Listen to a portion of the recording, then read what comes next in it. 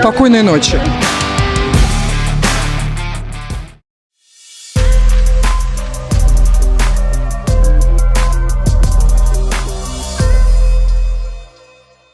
Ребятушки, привет-привет! С вами Галя Карен. И сегодня отправляюсь в очередное путешествие. В этот раз это Бельгия. Начну с Брюсселя, буду путешествовать по городам.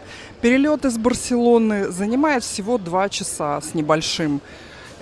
Билет, как ни странно, в Брюссель стоит совсем недорого. Уже сезон, мне обошелся билет туда-обратно 70 евро. Подписывайтесь на мой канал, мне это будет приятно, вам полезно. Оставляйте свои комментарии и погнали! Зачекинившись в отеле, захотелось сразу пойти что-нибудь перекусить. Посоветовали мне симпатичное место. Не смогу это название выговорить по-французски. Но так как Бельгия славится своим пивом, я, естественно, буду здесь пробовать пиво, буду пробовать шоколад и вафли. Вот название этого пива. Принесли мне какую-то типичную красоту. Мясо с пюре.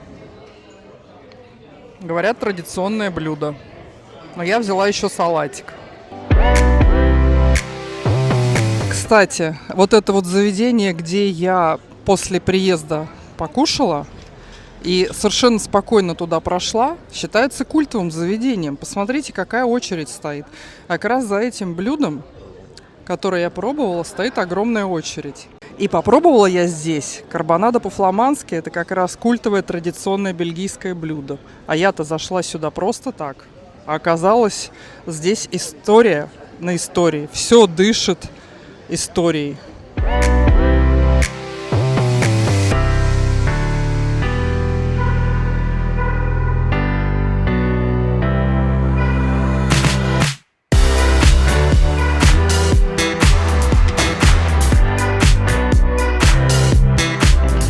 Слушайте, иногда такие на улицах города попадаются интересные персонажи, очень странные. Мне кажется, человек думает, что он икар и сможет полететь. Как красиво. И все это еще на фоне архитектуры древнейшей.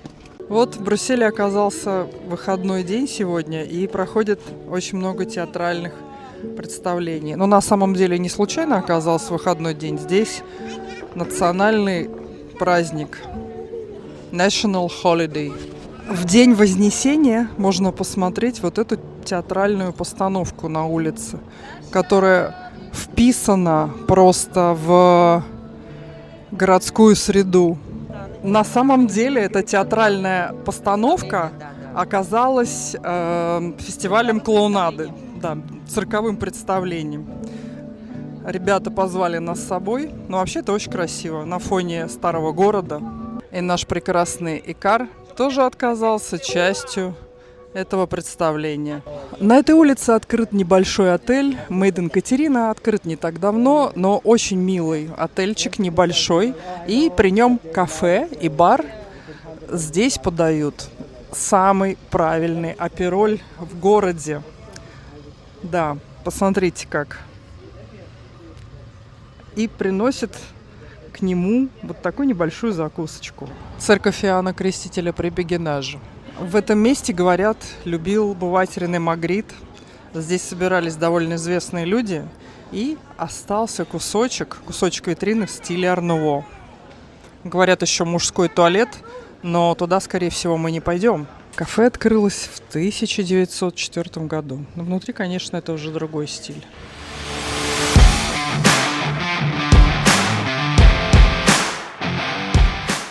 Извините, ребята, но это туалет, который в свое время использовал Рене Магрит в том числе. Туалет в стиле Ар-Нуво. Мужской причем. Бельгийцы очень любят комиксы и называют его 9-м видом искусства. Вот сейчас я нахожусь в начале комикс-маршрута. То есть посмотрите, да, тема муралов мощная не только в Барселоне, но и здесь. А еще люди здесь называют, точнее дублируют названия улиц именами своих любимых комикс-персонажей. Называют его 9-м видом искусства. Как интересно, правда? Вот вам, пожалуйста, пример того, как улица имеет двойное имя. И внизу на маленькой табличке мы видим внешний вид персонажика. То есть официальное название одно, а неофициальное другое. Такого, пожалуй, я не видела ни в одной стране мира. Рынок Сан-Жири, фламандский ренессанс, 1881 год. И вообще очень тусовочный и аутентичный райончик города. Не спящий город. Что удивительно, в большом европейском городе живут лисы. Иногда они встречаются, чтобы поискать еду.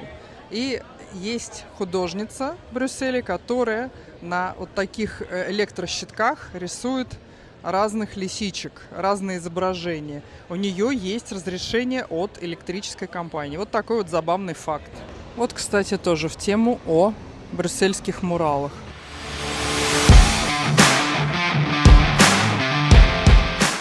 Сейчас я нахожусь внутри здания биржи. Ребят, посмотрите, какая красота. А это пивной музей, где можно подегустировать местное пиво. Это еще мало народу.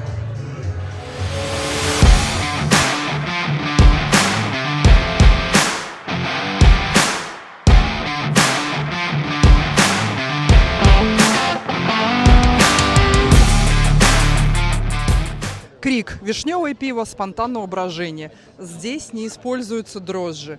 Варится вокруг Брюсселя, в самом Брюсселе. И говорят, что для него необходим брюссельский воздух и вода. Если честно, Брюссель меня потряс вообще своими вкусняшками, своей архитектурой, своими тусовками, своими музыкантами, блюзом, джеймсейшенами, вообще своей движухой, пивом потрясающим. И все это в первый день. Что будет дальше?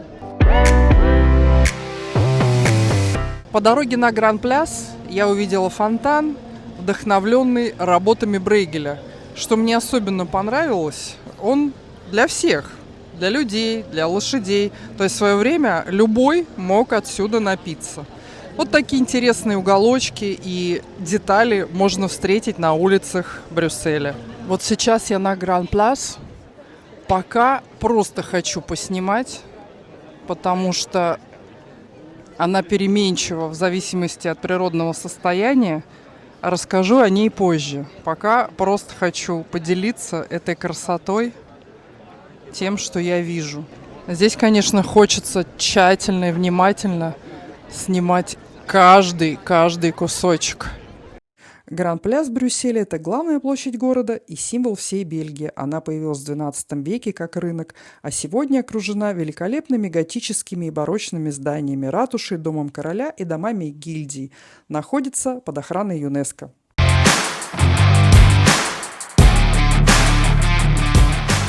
На ужин заказала себе кастрюльку с мидиями и местное пиво.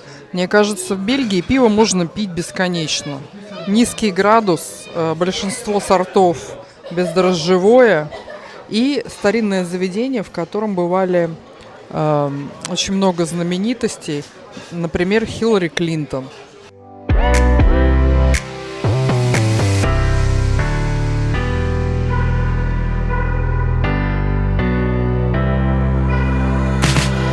Это мой номер, рум-тур по номеру. Если честно, то я выбрала номер с видом на патио. Почему? Потому что если хочется ночью хорошенько отдохнуть и поспать, лучше так. Брюссель очень тусовочный город. Если вы живете в центре и окна у вас выходят на какую-то улицу, где много баров, ресторанов и клубов, то, в принципе, можно не уснуть до утра. Отель недавно отреставрированный. Я про него еще расскажу. Он имеет свою историю. В номерах есть все. Можно, в принципе, вещи погладить. И также есть тоже небольшое местечко, где можно попить чай, кофе. Вот здесь ставят водичку. Вода, кстати, питьевая в Бельгии. Воду можно пить прямо из-под крана. Отель, в котором я остановилась, Enage Collection Brussels Center, ранее был известен как отель Атланта. И это выдающийся образец архитектуры ар-деко. Кстати, Брюссель – это тоже, так же как и Барселона, музей под открытым небом. Здесь очень много памятников культуры в стиле ар-деко и ар-нуво. Отель был построен в период с 1924 по 1929 год рукой знаменитого швейцарско-брюссельского архитектора Мишеля Поллока. И это реально выдающийся образец этого замечательного стиля в архитектуре. В 2015 году отель был полностью реконструирован и теперь принадлежит сети NH отелей. Приехав в Бельгию, не было у меня плана засиживаться только в Брюсселе. Хотелось попутешествовать по стране. Для этого я выбрала поезд. От центрального вокзала я отправилась сегодня в Брюгге. Ехать примерно час. Билет выходного дня, а сегодня у них считается выходной день, потому что это национальные праздники, стоил 18,5 евро. Вообще в Брюсселе 3 вокзала. Северный, южный и центральный. Я сразу выбрала центральный вокзал. В Брюгге набрела на очень симпатичное местечко, где можно перекусить. Взяла также вишневое пиво, но здесь оно такое больше похоже на газировку. Когда оно аутентичное и наливается там, где готовится, это совершенно другая история.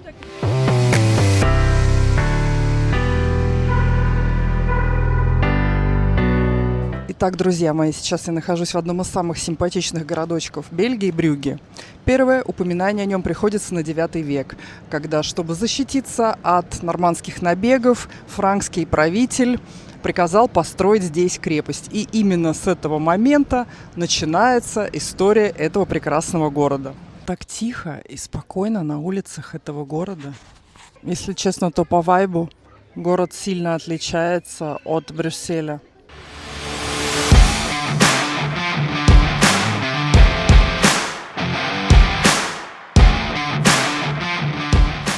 Это торговая рыночная площадь, также 9 век, примерно то же время, когда был основан город. Очень красиво. Мне кажется, здесь присутствует влияние венецианское. Брюгге появился раньше, чем Лондон и Амстердам. И когда говорят, что Брюгге похож на Амстердам, на самом деле это Амстердам похож на Брюгге. Посмотрите, пожалуйста. Это дома гильдии. Такое есть и в Брюсселе, такое есть и в Брюгге. То есть вот каждая гильдия считала своим долгом, это было престижно, построить дом на центральной торговой площади.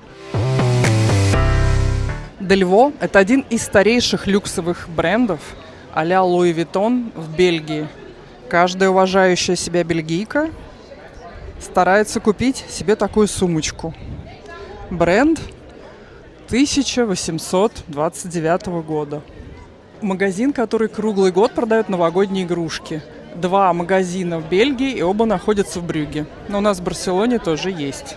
Брюгге в свое время славился тем, что девочки с молодых ногтей лет с 4-5 начинали плести кружево. То есть практически все женское население был период, когда занималось плетением кружева. Это коклюшки, которыми плелись кружева. Вот то, что я сейчас вижу, машинные кружева, машина делает их. Постепенно, конечно, машины заменили ручной труд, но никогда машинный труд с ручным не сравнится. А вот это вот малюсенькая противопожарная узенькая улочка. Сейчас она ведет к пивнушке, а раньше она вела к каналу.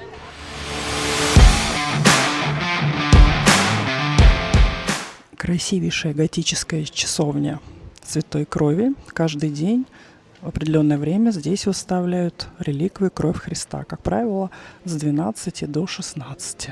Вот так, по идее, должен выглядеть готический храм изнутри.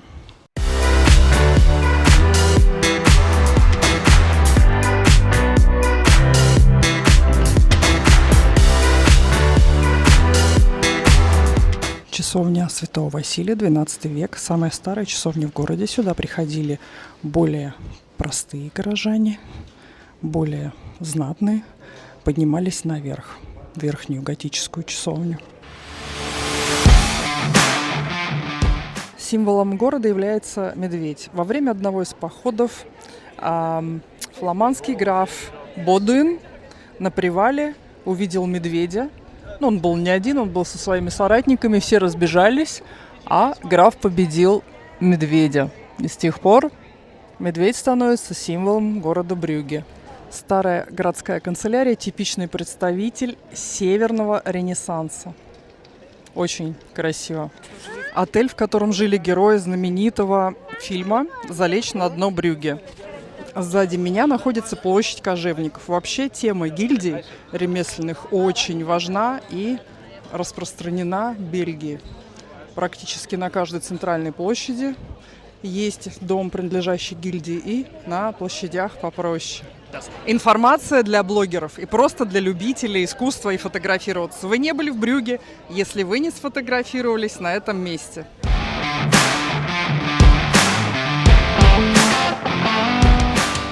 Вот это все я буду сейчас дегустировать. Как говорится, спокойной ночи. Памятник мэру города Франку Ванакру, который очень много сделал для города, в том числе выложил Брюгге брусчаткой.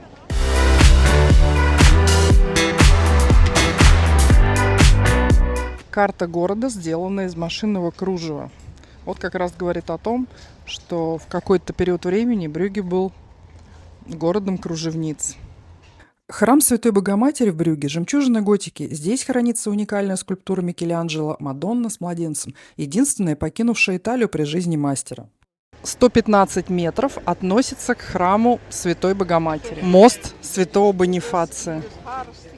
Тоже такое культовое место, где можно пофотографироваться.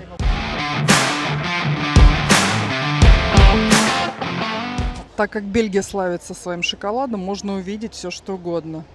Вот, например, шоколадная сумочка Луи Виттон.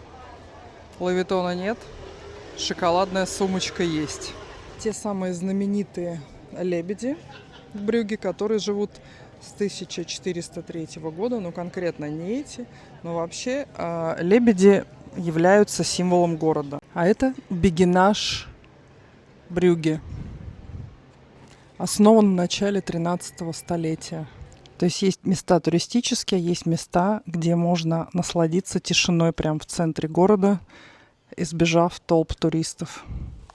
Кстати, в Брюгге очень много объектов, которые находятся под охраной ЮНЕСКО. И не только объектов, но также каких-то действий и материальных вещей, таких как пиво, таких как плетение кружева. То есть очень много культурных объектов находится под охраной ЮНЕСКО. А бегинок больше нет, но вот на территории мы можем увидеть, что, допустим, вот эти здания справа – это социальное жилье. Удивительный вообще город, честно говоря. Посреди городского шума можно встретить вот такой вот тихий уголочек. Посмотрите, как наклонены деревья. Это потому, что с моря все время дует ветер. Так выглядит пивопровод в одной из старинных пивоварен города Брюгге. Я думаю, что его надо развернуть и угнать в Барселону. Озеро Минватер. Туристам продают это озеро как озеро любви. Кстати, интересный факт о Магрите. Он был знаком с другим выдающимся сюрреалистом современности Сальвадором Дали. Они были знакомы, но не были друзьями. Их отношения всегда были вежливо холодными, так как это были два разных полюса. Сдержанность, спокойствие, чистая живопись Магрита и экспрессия, буря эмоций и некая театральность Сальвадора Дали. Точное название музея – Королевский музей изящных искусств. Это самая крупная коллекция и собрание работ Рене Магрита. Здесь также можно увидеть его ранние работы, так как художник начинал как коммерческий дизайнер, а потом вошел в круг сюрреалистов. Выставка выстроена в хронологическом порядке, так мы сможем понять, как Рене Магрит пришел к своему знаменитому стилю.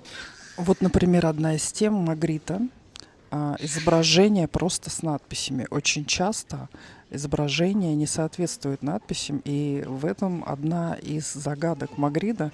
Он любил так развлекаться, называя вещи другими названиями.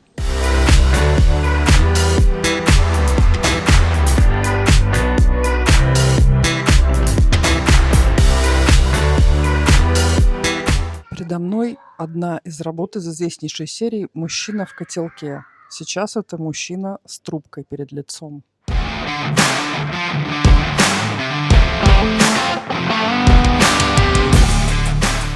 Я постаралась максимально полно осветить коллекцию музея. Более подробную информацию о Рене Магрите вы найдете на моем канале. Ссылка будет дана в описании. Кафедральный собор святых Михаила и Гудулы в Брюсселе – величественный пример готики. Его стройные башни возвышаются над городом уже 8 веков, а внутри сохранились витражи XVI века и орган, который насчитывает 4300 труб.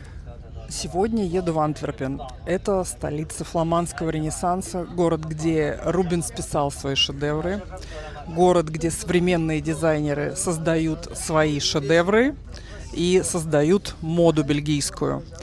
Я отправилась с центрального вокзала Брюсселя, и билет туда-обратно стоит 10 евро 50 центов. Путь примерно занимает 40 минут на скоростном поезде.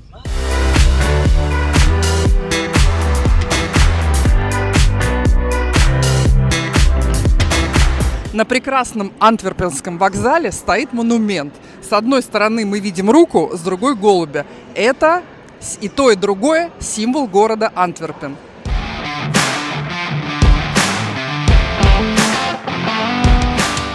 Главный вокзал Антверпена называют одним из самых красивых в мире. Он был открыт в 1905 году и сочетает неоготический стиль с элементами ар-деко. Огромный купол, мраморные залы и изящные детали делают его больше похожим на дворец, чем на транспортный узел. Сегодня через вокзал ежедневно проходят десятки тысяч пассажиров, а сам он остается настоящей архитектурной визиткой города. В отделке использован голубой бельгийский камень. Микеланджело бы позавидовал.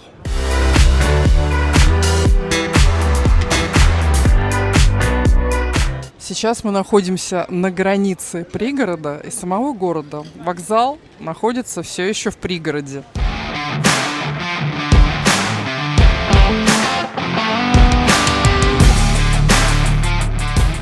За моей спиной особняк лучшего бельгийского шоколадье мира Чоколайн.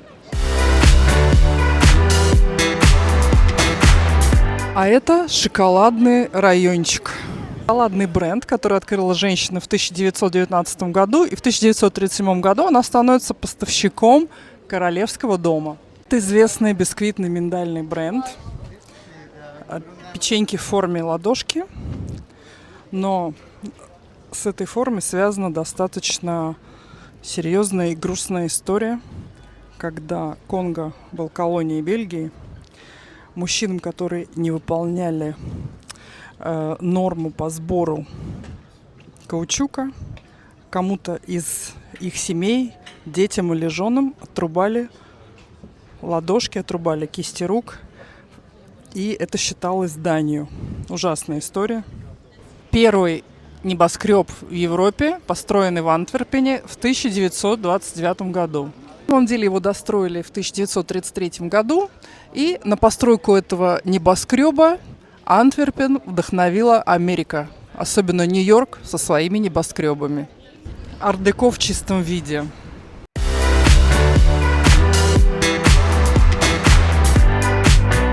Сейчас я нахожусь на Гроте-Маркт, это главная торговая площадь Антверпена, и за моей спиной фонтан Брабо, легенда о римском легионере, который помог жителям Антверпена избавиться от узурпатора.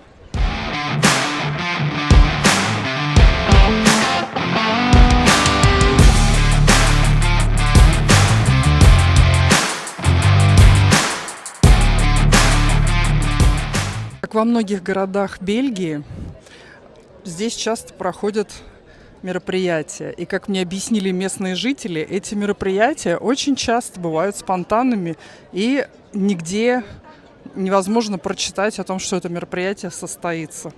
Кафедральный собор Антверпена, собор Богоматери. Его начали строить в середине 14 столетия и закончили в начале 16 века. То есть строительство заняло около 200 лет, что очень часто бывает с готическими кафедральными соборами, которые строились в Средневековье. Очень часто строительство занимало 100 лет, 150 лет, 200 лет из-за нехватки средств. Вообще соборы Бельгии оказались потрясающими. То есть, с одной стороны, это готические соборы, с другой стороны, их разновидность, их особенность в том, что они стремятся ввысь. И они такие достаточно узкие, компактные, но стремящиеся ввысь. С 1999 года собор находится под охраной ЮНЕСКО. Собор известен хранящимися в нем сокровищами, такими как полотна Рубенса, Вознесение Девы Марии и снятие с креста. Площадь вокруг кафедрального собора очень милое, аутентичное место, приятное, где можно посидеть за местным пивом, покушать местную кухню. И очень часто на площадях вот можно увидеть такие достаточно необыкновенные, симпатичные фигурки.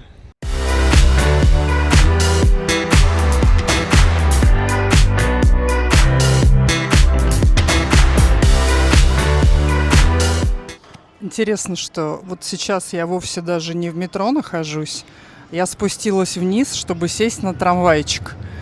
Трамвай идет в центре города, проходит под землей. Это потом он выходит на улицу. И можно оплатить карточкой 3 евро. Считается богатым пригородом города. Вот сюда-то я и приехала. А зачем? Сейчас расскажу. Вот он, вход в музей, дом-музей Элис и Давид ван Бурен. Сейчас я нахожусь в особняке банкира и мецената Давида и Алисии ван Бурен. Они собрали коллекцию произведений. Давид ван Бурен был меценат, не только банкир. Особняк их полностью оформлен в стиле ар-деко, до мельчайших деталей, включая светильники, ковры. Здесь мы можем увидеть о том, как выглядело ар-деко в ту пору, потому что все здесь оставлено так, как оно и было раньше. Также здесь мы можем увидеть коллекцию скульптуры и посмотреть, какие изменения она претерпевала от влияния футуризма и кубизма, ар-деко и далее с налетом классицизма. Потому что очень часто принято рассуждать об изменениях в живописи, в архитектуре, в декоре. Как правило, скульптуры это касается немного меньше. Поэтому выставка, которая проходит сейчас в этом особняке, она по-своему уникальна.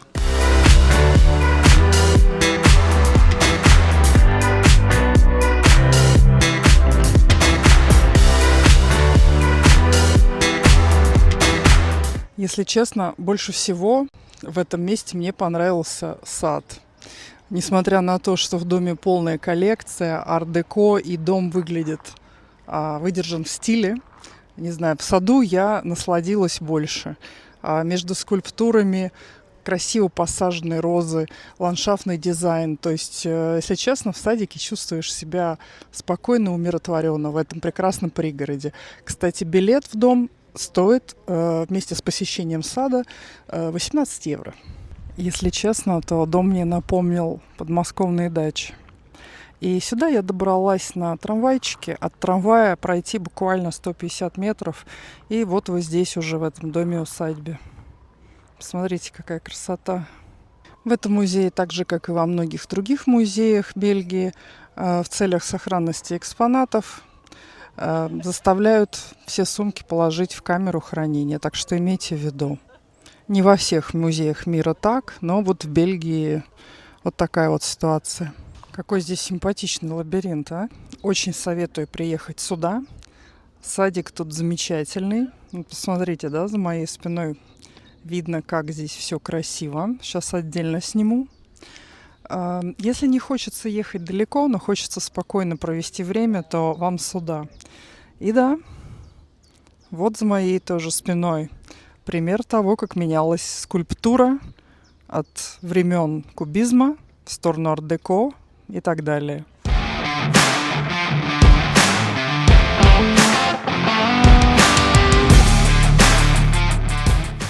А сегодня я решила, вопреки всему, ради разнообразия, пообедать во французской бразерии.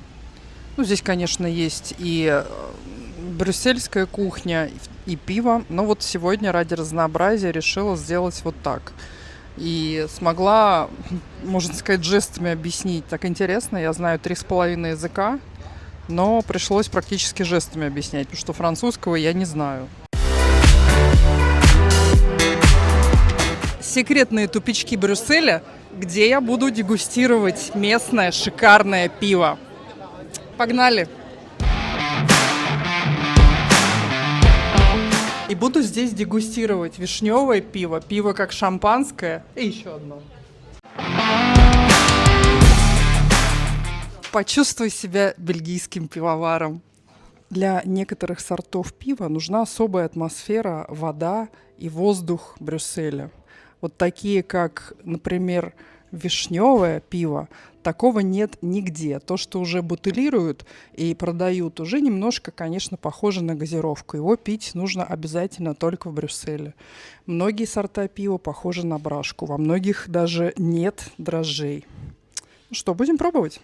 В этом регионе пиво производят с 13 века. И так как вода была плохая, часто опасная для питья, пиво спасло многие жизни. Передо мной сейчас 3 ламбика. Ламбик – это именно брюссельское пиво, которое производится на основе одного микроорганизма, бездрожжевое. Только можно попробовать в Брюсселе, потому что оно здешнее. И 4 пиво – это брюшская мешанина, то есть микс разных сортов. Кстати, в разных местах вам будут подавать разное пиво. В некоторых могут даже подать разновидность разных вишневых сортов. Сейчас я пробую не очищенный ламбик, а первый был нежный. Но, правда, был очень кисловатый, такой вкусный и действительно нежный. Кстати, с брюссельского пива не только, и вообще с бельгийского вообще, нельзя надолго опьянеть. Оно очень легкое. Буквально 15 минут и все. Вот это веселенькое состояние быстро проходит. Мое любимое ламбик, крик, который настаивается на вишне. Собственно, ради него и хожу по таким интересным заведениям. Бургонь де Фландр. Ну, я бы сказал, бургунь фландрес. По вкусу, как жженый сахар, но очень вкусно. Даже не знаю, какое теперь самое любимое. Вот здесь пиво пьется по стрелочке строго. Почему? Потому что первое пиво – это база всего остального. И, ну, как в любых дегустациях, чтобы не смешивать вкус, не забивать одно другим.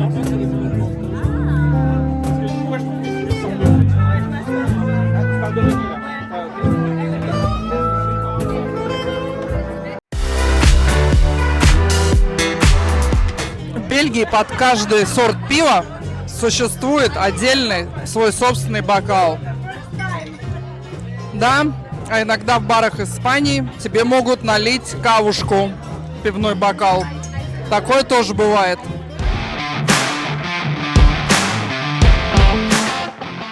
Сегодня я в городе Гент. Совсем недалеко от Брюсселя оказалось. Ехать всего минут 25. Билет уже не выходного дня стоил, тут 22 евро туда и обратно. Гент возник на слиянии 2 рек, Лейе и Шельда. Уже в 7 веке есть первое упоминание о нем. В 13 веке этот город самый крупный, самый богатый. Он больше даже, чем Лондон. Благодаря тому, что жители этого города занимались ткачеством и производили шерсть. Город был всегда свободолюбивым, часто устраивал восстания против Карла V, против герцогов Бургундии. В XIX-XVIII веке этот город был индустриально развитым, потом немного потерял свое индустриальное значение. Сейчас это город студентов, художников, архитекторов. И не такой шумный, туристический, как Брюгге, например. Собор Святого Бавона. Построен на месте старой романской церкви еще VI века, строился в XIII и XVI веках. Важнейший собор Бельгии, такой несколько мистический. Что здесь обязательно посмотреть? Алтарь Гентского агнца. Это величайшее произведение братьев Ван Эйков.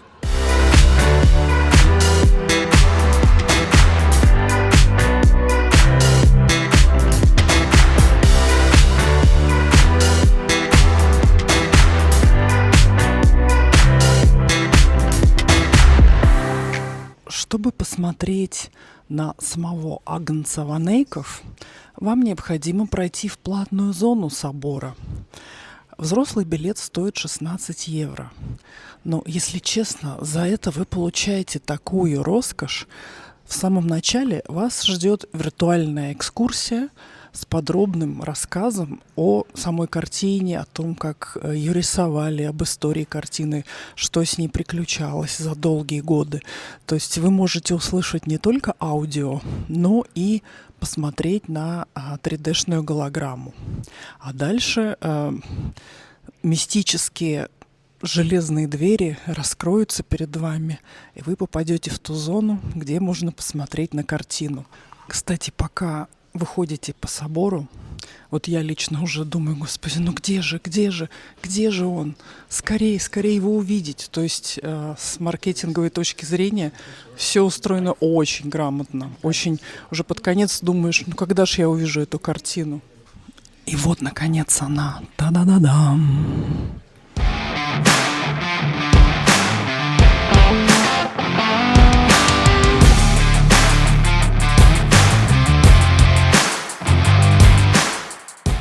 Вот, я нахожусь в закрытой части, а дальше там свободная зона для посещения собора.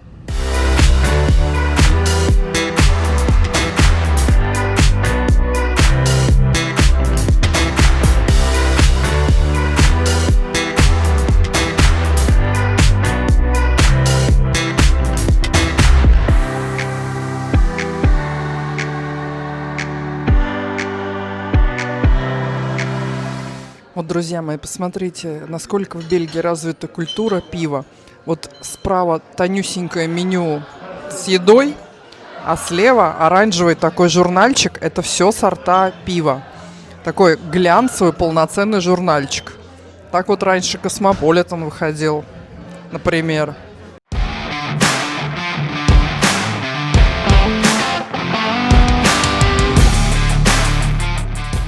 Закончился мой чудесный отпуск.